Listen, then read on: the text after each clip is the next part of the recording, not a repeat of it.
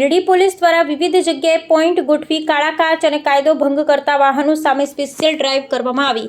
અત્યારે કાળા કાચવાળી ગાડીઓ વધારે ફરતી થઈ છે, જેમાં સરકારે લાલાંક કરતા કાયદો ભંગ કરતા વાહન ચાલકોમાં ફફડાટ ફેલાયો છે। ડીસા તાલુકા ભીલડી ખાતે આજે ભીલડી પોલીસ સ્ટેશનના પીઆઈ ડીબી પટેલના નેતૃત્વ હેઠળ તમામ સ્ટાફ દ્વારા પોલીસ સ્ટેશન વિસ્તારની કાનૂની વ્યવસ્થા જાળવવા અને વાહન વ્હીકલ એક્ટના કાયદાનો ભંગ કરતા વાહનો સામે સ્પેશિયલ ડ્રાઈવ ચલાવી કાર્યવાહી કરી દંડ ફટકારવામાં આવ્યો હતો અને યોગ્ય કાર્યવાહી હાથ ધરવામાં આવી હતી।